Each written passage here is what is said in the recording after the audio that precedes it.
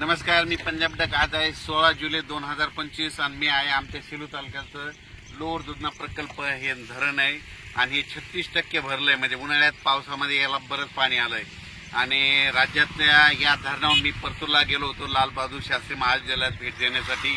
तर या ठिकाणाहून मी माझ्या महाराष्ट्रातल्या शेतकऱ्याला अंदाज देणार आहे.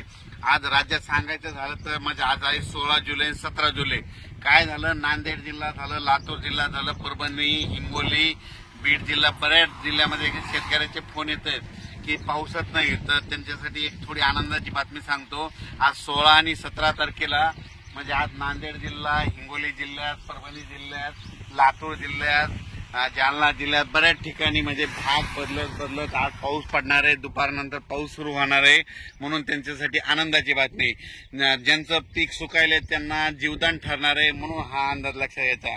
आणि राज्यात मात्र 18 तारखेच्या नंतर परत काय होणार आहे, आंध्र प्रदेश, तेलंगणामध्ये पाऊस सुरू होणार आहे. त्याच्यामुळे त्यामध्ये नांदेड जिल्हा, लातूर जिल्हा, सोलापूर, धाराशिव या भागामध्ये परत पुन्हा पाऊस वाढणार आहे. बीड जिल्ह्यात, परभणी जिल्ह्यात, कारण की या भागामध्ये राज्यात सगळीकडे पाऊस पडला, फक्त ह्या 5-7 जिल्ह्यामध्ये पाऊस कमी. आणि या सगळ्या शेतकऱ्यांचं कापसा सुकायले, सोयाबीन सुकायले. बाकी राज्यात इतरत्र सगळीकडे पाऊस आहे. फक्त परभणी जिल्हा झालं, जालना जिल्हा, नांदेड जिल्हा, बीड जिल्हा, धाराशिव, लातूर, नगर जिल्ह्याचा काही भाग, कराष्टीचा काही भाग या जिल्ह्यामध्ये पाऊस कमी आहे. तर त्यांच्यासाठी खास करून आज आनंदाची बातमी.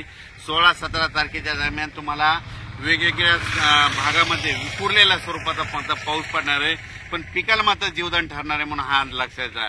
खूप मोठा नसणार आहे पण शेतामधून पाणी बाहेर निघेल, थोडं पेंडवालता होईल, कुठं रिमझिम पडेल हे लक्षायचं. पण त्याच्यानंतर 20 तारखेच्या नंतर काय होणार आहे, 18 तारखेच्या नंतर, 18 जुलैच्या नंतर काय होणार आहे, आंध्र प्रदेश, तामिळनाडू, केरळ, कर्नाटक तिकडे पाऊस सक्रिय होणार आहे. त्याच्यामुळे परत म्हणजे सीमा, महाराष्ट्राची सीमा लगत कोणते, लातूर, अक्कलकोट, सोलापूर जिल्हा, त्याच्यानंतर जत तालुका, धाराशिव, लातूर, बीड, परभणी या भागात परत मग 18च्या नंतर परत पावसाला पोषक वातावरण होणार आहे.